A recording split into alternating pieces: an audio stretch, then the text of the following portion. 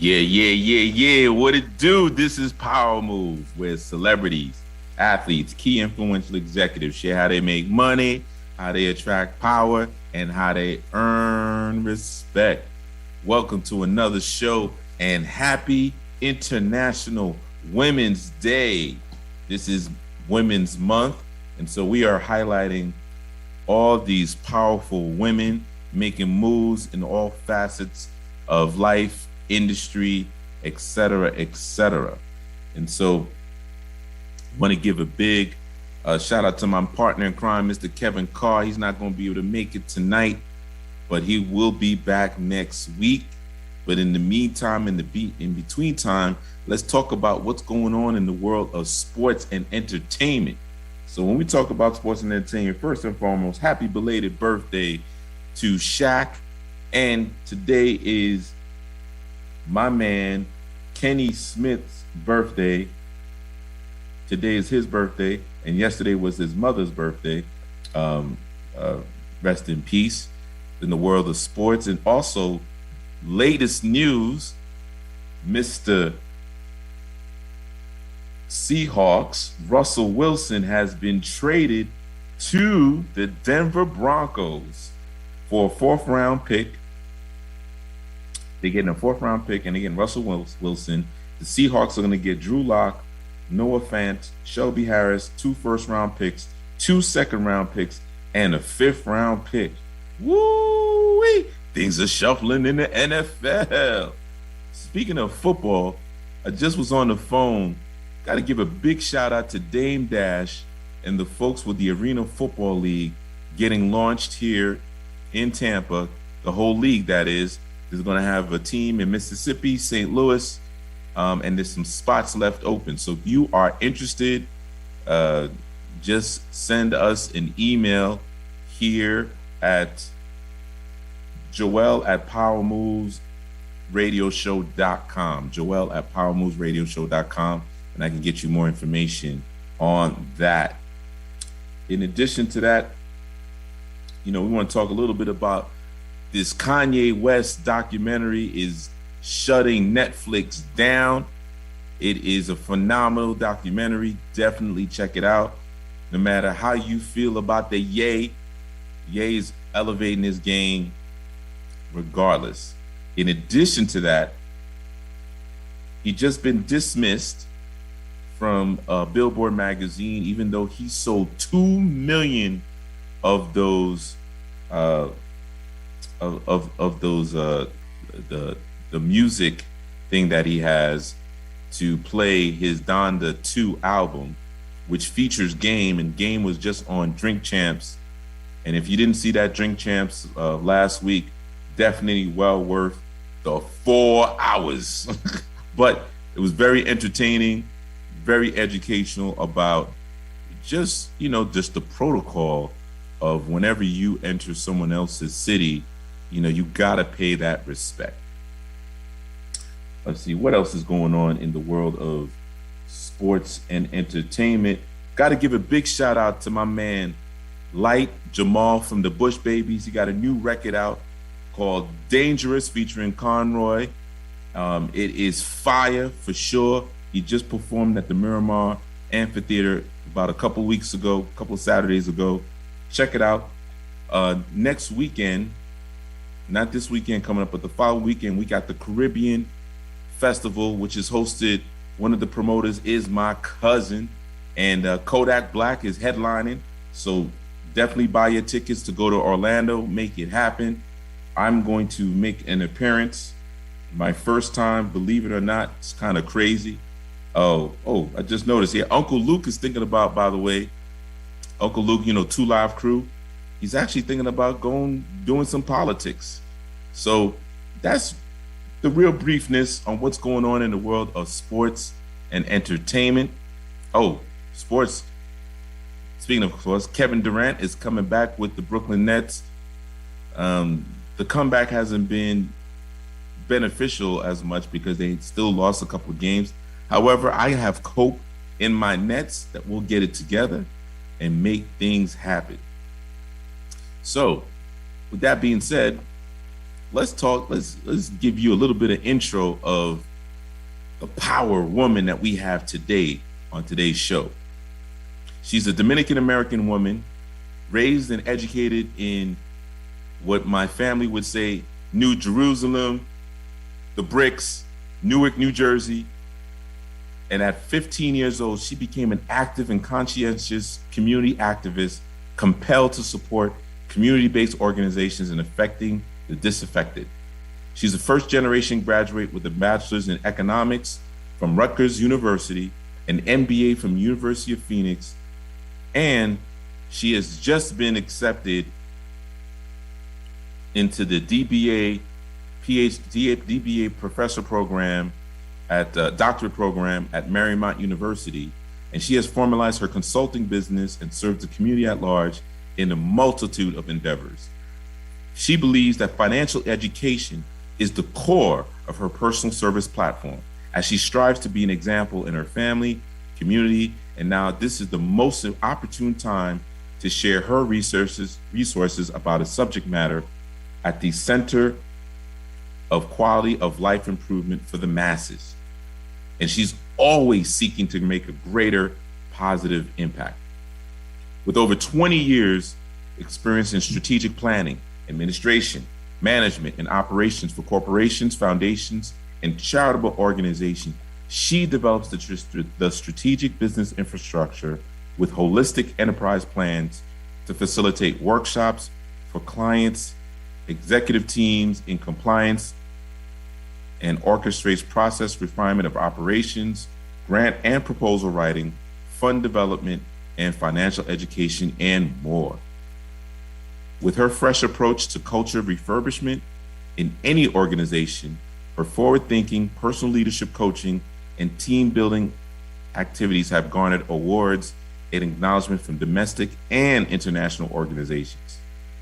With that being said, she has raised millions of dollars for various individuals, domestic and international organizations, and her work attracts results. Let's welcome to the show, Sharon Salvador. Thank you, Joel. How are you? I'm doing great. How are you? I'm excellent. Thank you. That is awesome. That is awesome. So tell us what's new, what's going on, and happy International Women's Day. Thank you. Thank you. I appreciate the acknowledgement. I appreciate that intro. Women's International Day is a very important day in Women's History Month, especially given all the tragedies that are happening, during this time. So it's important to acknowledge the women who are being strong for their families in such calamities, right? And in the world. So Absolutely. Absolutely. Well, thank you for coming on our show, Sharon. We truly appreciate your talents, especially, how you help people get to the bag. Like, how do you do that? So first we gotta define what the bag is, right? It's not the same for everyone. Some people think that a dream is their attainment of a dream is part of the bag. Some people need tangible assets. So I am more of a listener. I kind of discern and determine what the real hard line to being ready is. We separate the emotional from the dream phase and be able to get to the hard line of really getting to the financial and the time commitment that it takes to be an entrepreneur. Not everyone is cut out for it, though a lot of people do need and benefit from entrepreneurship. So, doing the research, getting down to the brass tacks of not what the research says in favor of your own position, but rather what the global market is really saying about whether it's your product or your brand. So it's there's Hello?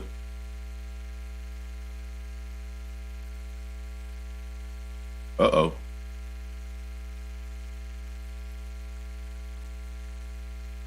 Are you there, Sharon? There you go. I think you're unfrozen now. Technology. My signal is strong. We can hear you now. Okay. So yeah, so again, like I said, the bag is to be defined by you. What's in the bag? Is it tangible? Is it money? Is it acclaim? Is it awards? And we get to the brass tacks of the hard line of what it really takes. No excuses on getting the bag. So I listen, I discern, and we get to the brass tacks. I'm happy you talk about that. So when you help secure the bag, how do you help them make sure that they're responsible with that money or with those resources, right? Because can you share with the audience that you can always ask for the money, and when the money comes, what happens next? Right. So you have to be ready, right? Proper preparation prevents poor performance. Mm-hmm. So doing the research and knowing what you're eligible for, right? There's loans, there's grants, there's government contracts, there's a whole lot of sources out there. It's endless. But if you don't have the infrastructure, if you don't have the policies, the procedures, the systems in place to, one, benefit from the money and then be able to make the best use of the money, then you then may fall out of what we call compliance, right? You are at the risk. That's an exposure that you set yourself up for. So you have to be prepared to know where every dollar is going to go. Okay. So how long does someone take to set themselves up operationally so that they don't fall out of compliance? Okay. Well, it depends on the entrepreneur, to be honest. How much time and how much commitment are they willing to make? What sacrifices? Because it takes a lot of sacrifices to be able to be positioned in the right way for you to be able to manage. So that you don't fall out of compliance, you one have to do the research and be prepared with that research so that you don't fall out of compliance, having your legal policies in place or your financial policies in place, operations. Having a team is important. So most entrepreneurs, they go into business and then they're in the business versus working on the business. Right? They're a part of infrastructure versus managing and overseeing the operation. So it can take anywhere between 60 to 90 days to really set forth a good business plan. And that, it requires some thinking. If you've already thought about all of the reasons why, right? If your why makes you cry, then you have the tenacity and the fire to go after your goal. And so being able to know exactly when being laser focused on your goal, that'll help. I like that. If the why makes you cry, why makes you cry? I love it. I love it. I love it. I'm going to use that. I'm going to take that one.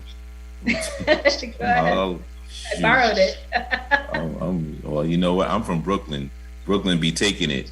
That's the motto. So how much money have you secured for businesses? I mean, you would raise millions of dollars. I mean, what does that look like? This is your time to brag, girl.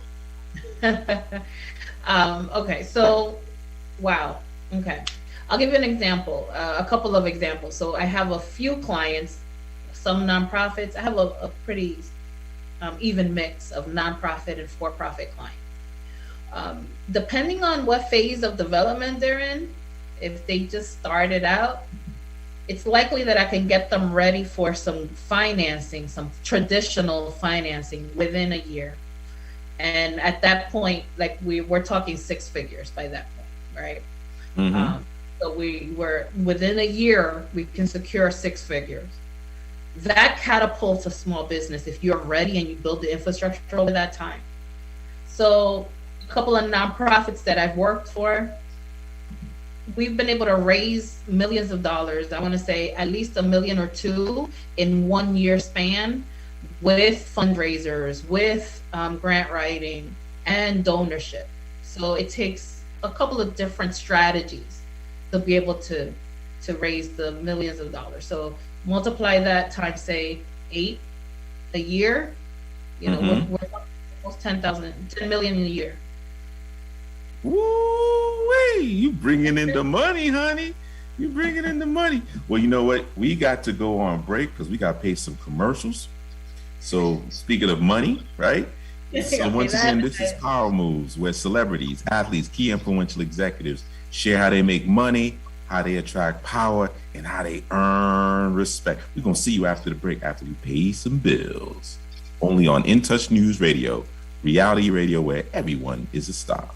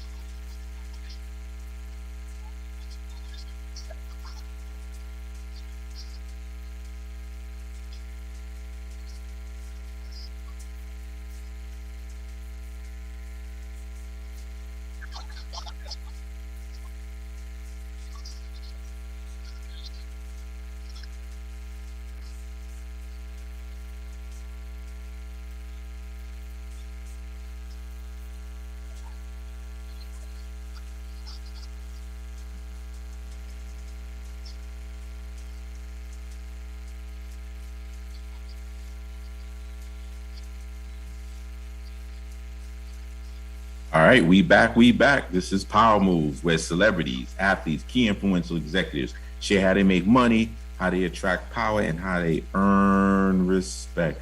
I got Sharon Salvador here in the place to be with her business consulting company, sharing how to get to the bag, how she supports big, small to medium sized businesses, whether it's for profit or nonprofit, to really help them grow their business. So, with that, can you share with us how did you get started, and how did you discover your talent of being able to get access to all these different funds and strategies? So there was an action, right?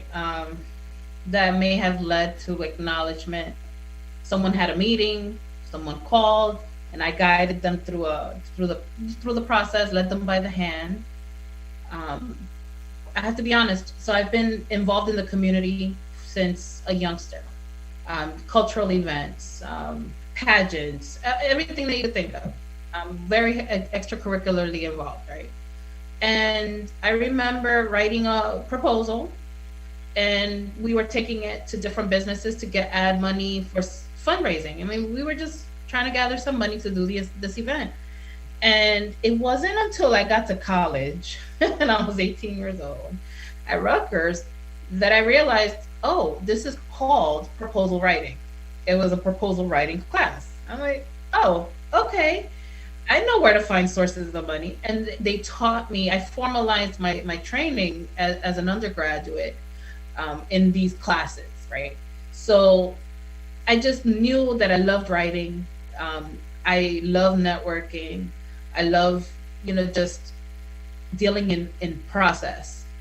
So I can't say that I can pinpoint the exact moment where I discovered it, but I can say that I was very passionate about what I was doing. And that just led to acknowledgement from others. Hmm. Interesting. Okay, so it sounds like to me you leverage your talent for writing, and then once you went into school, you were able to say, you know what, this is a skill that's going to pay the bills. Let me take this proposal writing class, as opposed to saying, let me take this basket weaving class for college credit, right? Right. All right. So, where where did you figure that out? Because most folks in college don't think like that. So, where does your power come from? Like, how are you able to think critically like that and to position yourself for a lifelong career? I can't hear you, Joel. Sorry. I can't hear you. You can't hear me? Can you hear me now? I didn't hear the question. I'm sorry.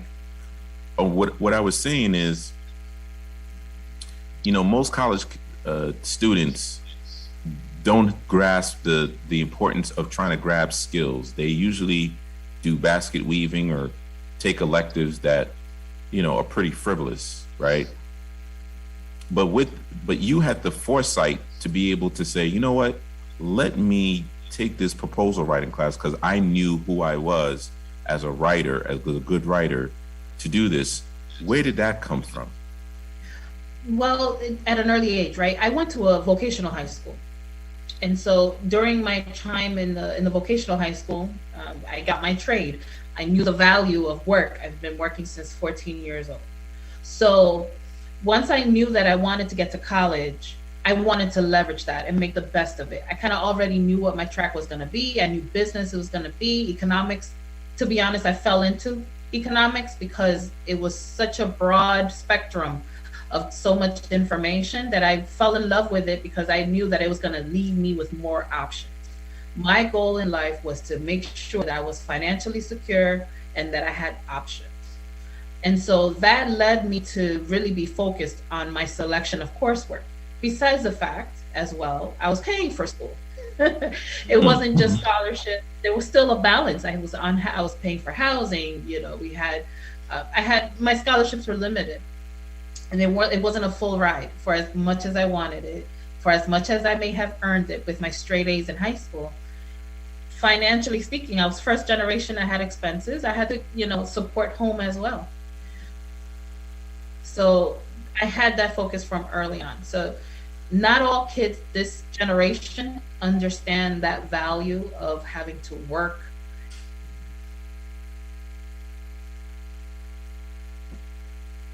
Oh, we just lost you.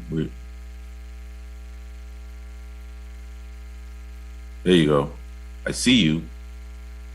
We missed what you just said. Lost the value of. Can you hear me? Yeah, we missed you. All right, we hear you now. What was the last thing you heard? Most people don't see the value of, and then that was that. Of the work that it takes and being focused. I was fortunate to have that work experience from a young age. I started working when I was 14. So I had to pay for school. I had to pay for my expenses, pay for my books. My scholarships didn't pay for everything. I had housing expenses as well. And I had to help the house. I had to send money back home because I was first generation college student. I was still expected to support the household. All that, I had to make sure that I was focused.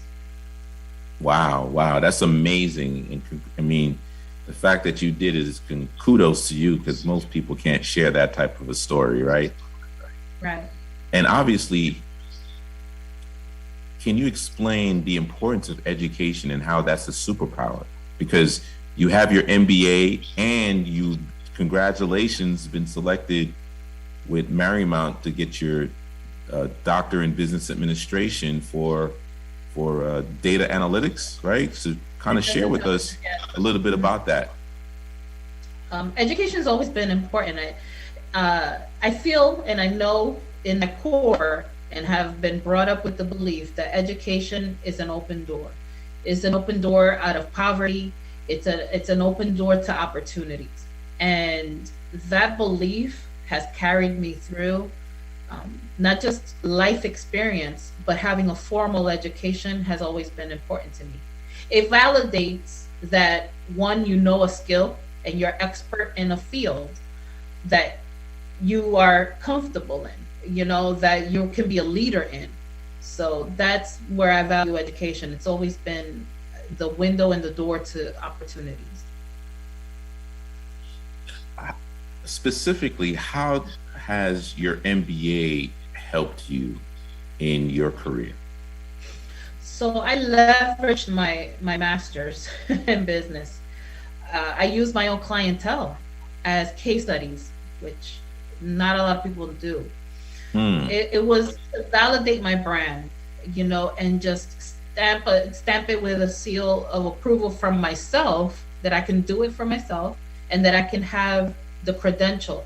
It's important to value that the world. I'm a woman, first of all, right? I'm a minority woman. Mm-hmm. The odds are stacked against me already. So what can I do to stand out? And so education, formal education, the MBA, validating my cases through case studies was specifically how I was able to leverage my MBA, my education. Nice, nice. So, as you've established yourself as a global power catalyst, how did you build your reputation? Because we didn't say what your involvement is with international organizations, but can you kind of share that with folks, and how did you get picked to be a distinguished, power catalyst for that organization? So part of my exposure has been through networking. And networking has allowed for me to be in places and spaces that not a lot of people that look like me, woman, minority, are able to enter. Working with the Council for Trade and Investment Promotion, CTIP, and the suite of companies has brought me to a place where I sometimes had to be forceful, a little forceful, sometimes be observant. And in the observation phase, when you kind of read the room, opportunities for fruitful discussions take place. All of a sudden, the scenario for sensible dialogue presents themselves. And once that discussion opens, opportunity presents itself. So I've been fortunate to be in the right place at the right time. And because I've been called into those spaces and places to do what I do, right? Which is to be that listener, to be that discerning voice, and that listening ear for really getting to the truth of the matter and just sealing the deal. Nice.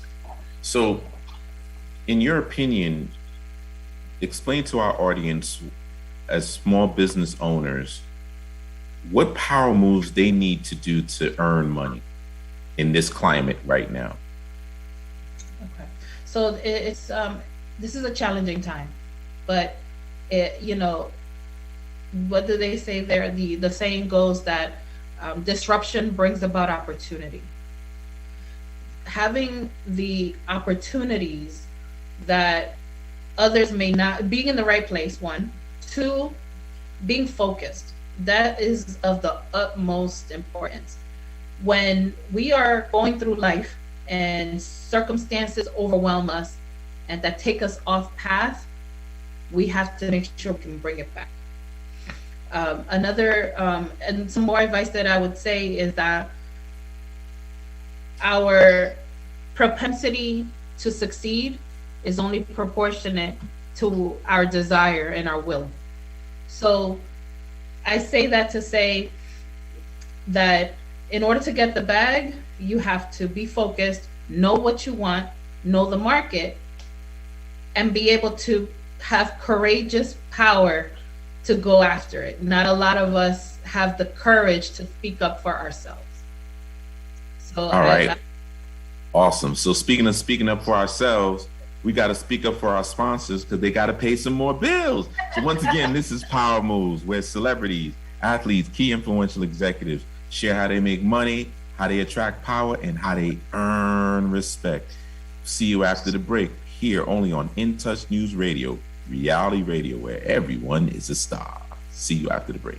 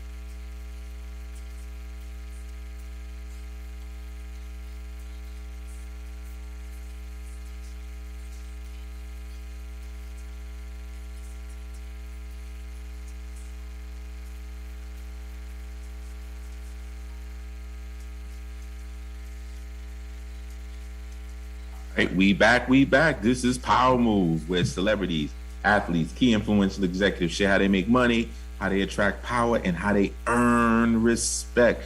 We got Sharon Salvador, the business consultant here, just dropping jewels on what it takes to make the power moves, to make things happen for you and your business to thrive in this tough climate. And I definitely want to also, right now, gas prices are through the roof. Right now, the Ukrainians need our help and support. We also have our brothers and sisters that are, stuck on the border. There is a GoFundMe to send money to our, folks from the African diaspora. So please look to support them, that GoFundMe, and go from there. But getting back to the international power move that our girl Sharon Salvador does, can you share with us a little bit about some of the projects that you've done, even on a global scale, and how did you get, what was that like being in those rooms?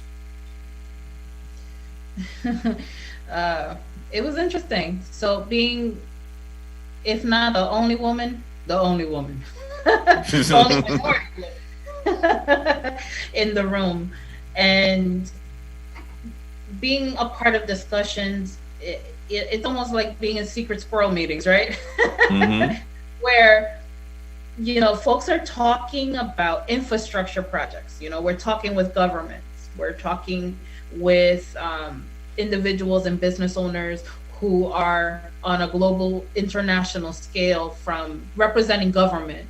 And so road projects, projects to build hospitals. I can disclose the fact that one of our companies is now on the NASDAQ.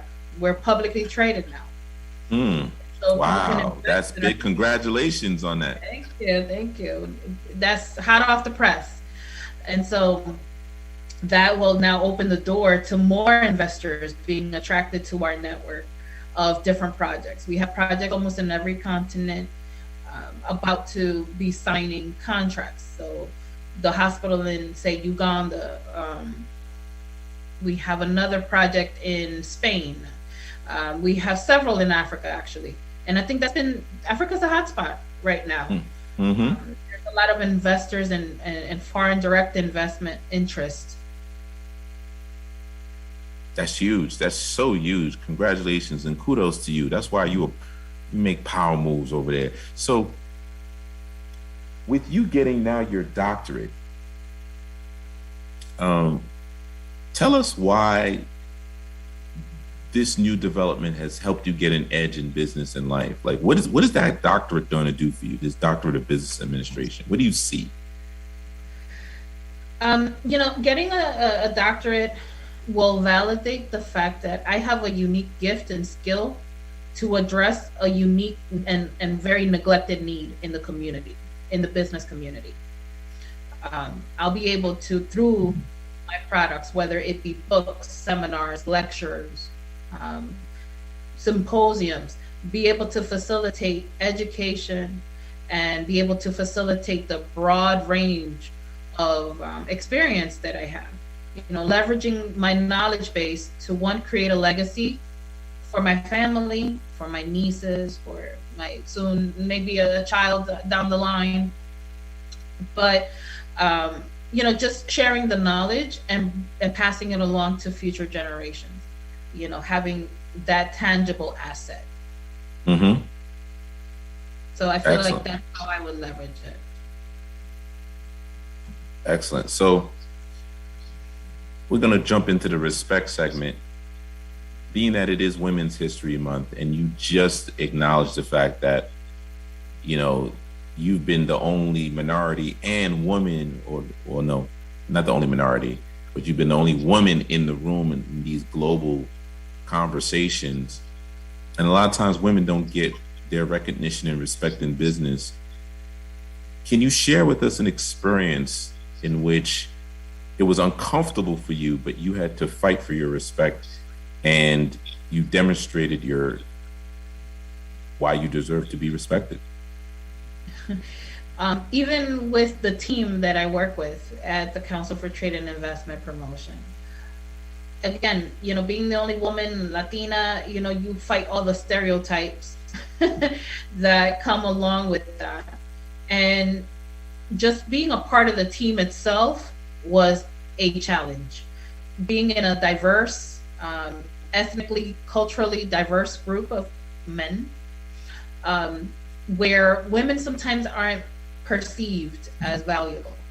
I've had to demonstrate my worth and fight for the fact that, I do know what I'm talking about, and be able to let them see my work.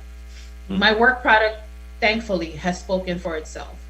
So I think that's what I've done to get respect. It's been a challenge, though. I tell you that. Right. But God's graced me with favor, so that's also another aspect.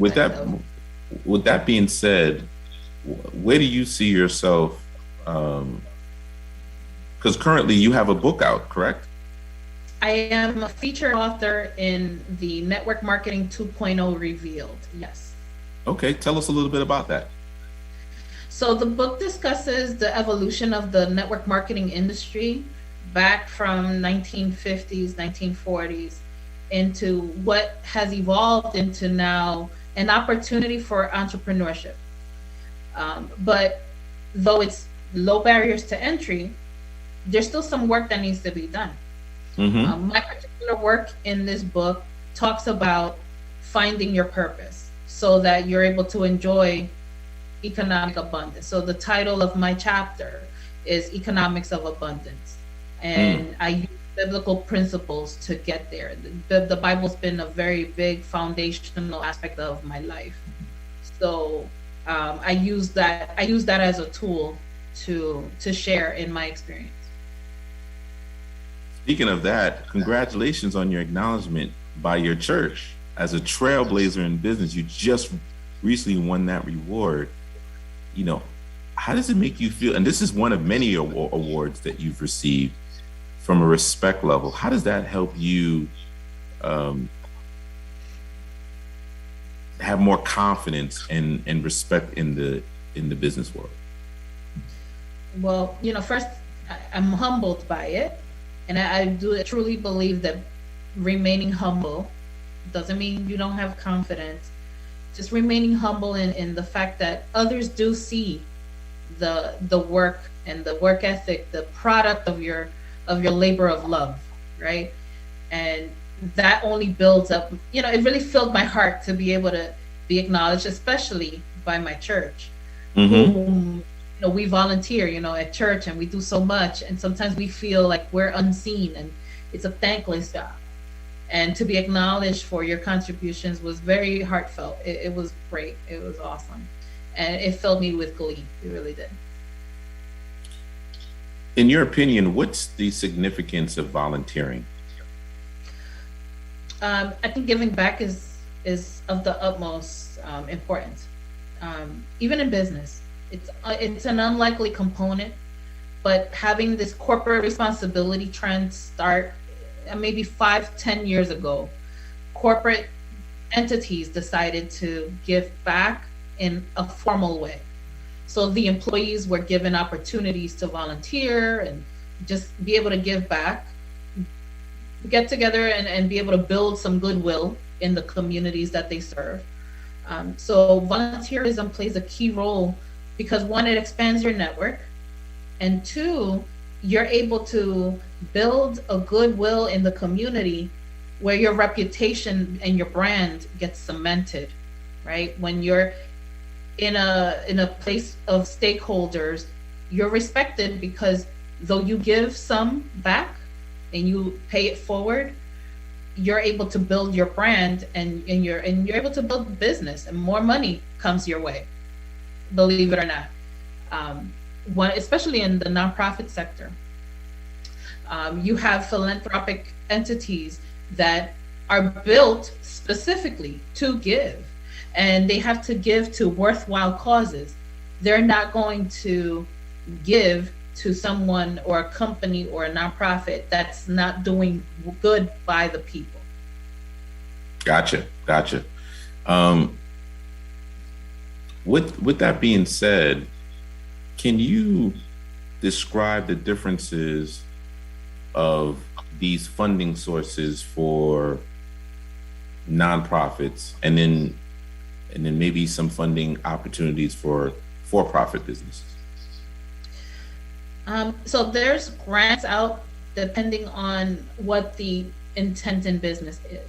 So depending on the specialized service that you're providing, there may be funding described sometimes for profits in the form of a loan, in the form of a government contract, procurement.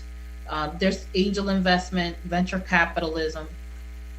In the philanthropic side, there's foundations, there's bank foundations specifically, philanthropic efforts from private donors, from family offices, or even stewardship accounts.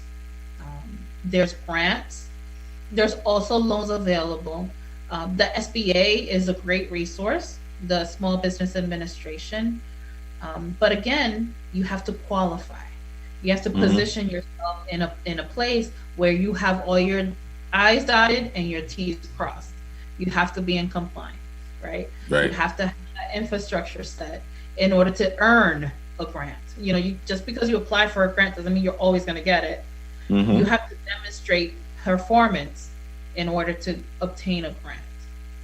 So those are the two key differences: the philanthropic aspect of the nonprofit world and some of the venture capitalist loans, traditional financing options. So would you say that the biggest challenge, well, you know what, I'm not going to lead, I'm going to ask you direct. What is the biggest challenge that you find that your clients face? So themselves, they themselves are their own challenge. Sometimes they're dreaming so big, which I encourage, that sometimes they lose the focus. And so part of what I do is direct them into getting to the brass tacks, into the paper. If it's not on paper, it just, no one's going to see it. And so I help crystallize their thinking and their dreams onto paper. Once it's on paper, you can design and build and do whatever you want. So the biggest challenge has always been for me getting my clients to write their thoughts down. Believe it or not. I really encourage journaling because when you're an entrepreneur, you're a visionary, you're seeing things that no one else is seeing. And it is so important to capture this imagery, these visions that you're getting, and be able to share them and articulate them in a way that someone else can believe it and see it with you. All right. Well, you know what? Speaking of believe and believing, we believe to make sure that we have our sponsors get their just due and their visions highlighted on our commercials. So once again, this is Power Moves, where celebrities, athletes, key influential executives share how they make money, how they attract power, and how they earn respect. See you after the break in 2 and 2.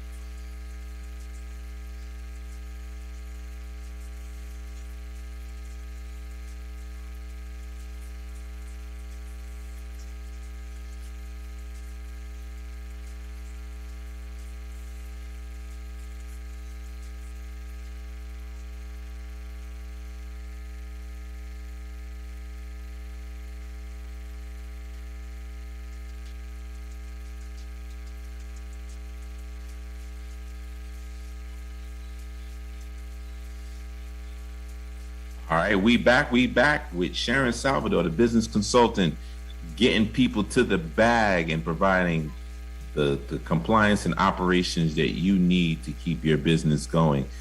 That last record during the commercial break was from the name of the song is called Loyalty.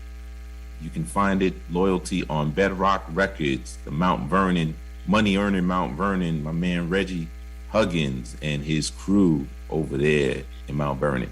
So Sharon kind of shared with us, what I was thinking about is currently some of the services that you provide and how that's been very beneficial for businesses, such as the compliance. I mean, you were definitely harping on compliance, operations. I want you to kind of get a little bit more detailed on what you offer folks. This is time for you to do your commercial so that we can bring business your way. Okay. So part of what I offer, because my services range between for-profits, nonprofits. Consortium building is one of my services. It's not just proposal writing and grant writing. Business plans are definitely important. And I am now expanding into offering virtual assistants so that I can duplicate the business development and the grant writing services that I provide. The agency work that I do for individual clients range between administrative, financial services such as bookkeeping, as well as other administrative functions like operations management. So those would be the main five, the virtual assistants in administrative, bookkeeping, as well as the grant writing and the business plans and the strategic plans. Excellent, excellent. So how do people find you, do business with you, Sharon? What's the deal? You can reach me at SharonSalvador.com. That is my website. My email is Sharon@SharonSalvador.com. And feel free to email me, go to my website, reach me that way. Can I give my phone number? Is that allowed? Yeah, you can. This is your commercial. The number to call is 973-760-7155. And here I am, open for business, para servirle, at your service. Now repeat your information once again, website and as well as phone number, and also make sure you highlight the fact that you're bilingual. Yes. Oh, I don't hear you. I don't see you now. But so you can reach me at SharonSalvador.com, by email Sharon@SharonSalvador.com, or by phone 973-760-7155. I am bilingual, Spanish and English, and my team is trilingual. All right. Excellent. Well, thank you for a great show, and happy International Women's Month once again. Thank you for joining us and making it happen once again. This was another great episode of Power Moves, where celebrities, athletes, key influential executives share how they make money, how they attract power, and how they earn respect. We will see you next week, baby.